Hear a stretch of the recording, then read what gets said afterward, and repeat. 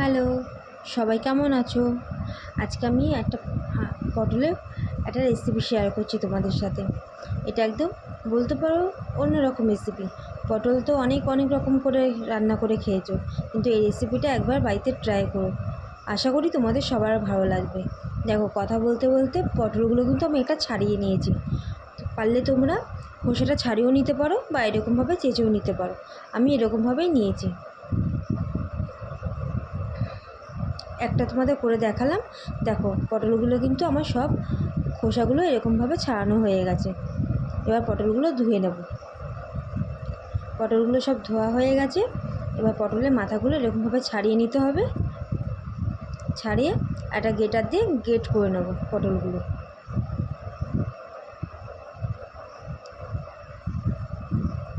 একটা তোমাদের আমি গ্রেট করে দেখাই। এরকমভাবে সবগুলো পটল গ্রেট করে নিতে হবে। আর হ্যাঁ, পটলের মধ্যে যদি মোটা দানা থাকে সেইগুলো অবশ্যই ফেলে দিও, কারণ পটলের দানাগুলো যদি রান্নার মধ্যে যায় তাহলে এই রেসিপিটা ভালো লাগবে না। আর যদি পটলগুলো যদি কচি হয় তাহলে অবশ্যই তোমরা দিতে পারো।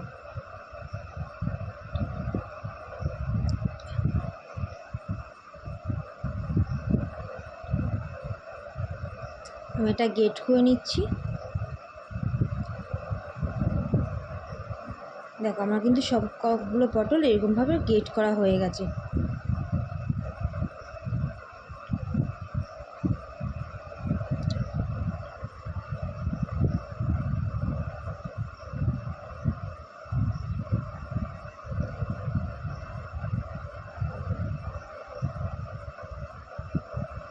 এবার কড়াই বসিয়েছি, কড়াইটা গরম হয়ে গেছে।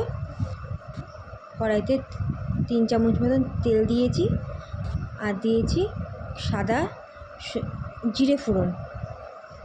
এবার যে পটলগুলো গ্রেট করে রেখেছিলাম সেগুলো দিয়ে দেবো। গ্রেট করা পটলগুলো একটু নেড়ে চেড়ে দেবো জলটা টানতে টানতে।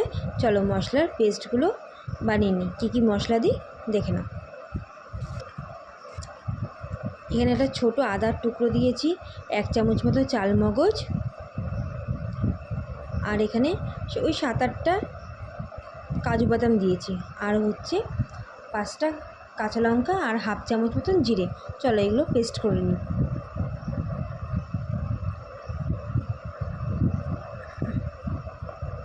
দেখো, আমার মশলাটাও পেস্ট হয়ে গেছে।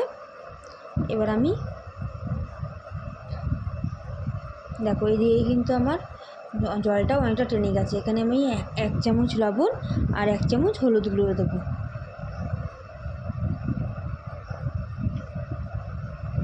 এবার ভালো করে এটাকে নেড়ে চেড়ে আর একটু জলটা টানিয়ে নেব। দেখো, আমার কিন্তু পটলের সব জলটা টেনে গেছে।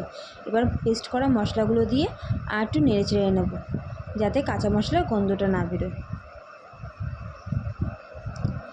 এবার যে পেস্ট করেছিলাম যে মিক্সিটার মধ্যে, ওটা ধুয়ে একটু জল দিয়ে দেবো, দিয়ে আর একটু নাড়াচাড়া দিয়ে নেব।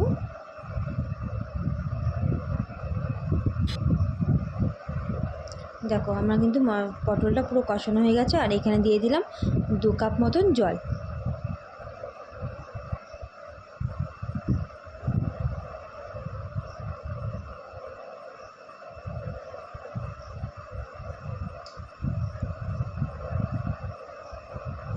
এবার দেবো পনিরগুলো কিন্তু আমি ভাজিনি, কাঁচা পনিরই দিয়ে দিচ্ছি।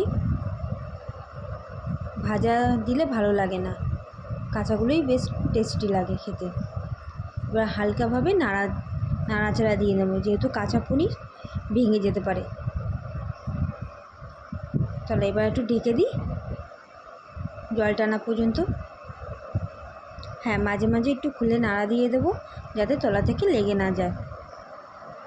দেখো, আমার কিন্তু এখানে জলটা অনেকটাই টেনে গেছে। আমার কাছে লবণটা একটু কম লাগছিলো, তাই 8 চামচ একটু লবণ দিয়ে দিলাম। আর দিয়ে দেবো 1 চামচ মতো চিনি।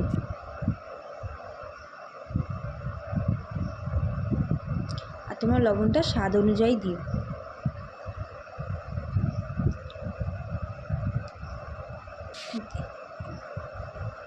এবারে 1 চামচ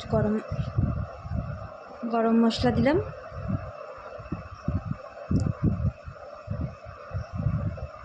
আর দেবো 1 চামচ মতন ঘি। আর এটা কিন্তু পুরো নিরামিষ রেসিপি। এটা তুমি রুটি বলো, পরোটা বলো, ভাত বলো, যা দিয়েই খাবে পুরো টেস্টফুল লাগবে খেতে। অবশ্যই আমার কাছে তো ভালো লাগে, তোমরা অবশ্যই ট্রাই করো বাড়িতে। আশা করি তোমাদেরও খুব ভালো লাগবে।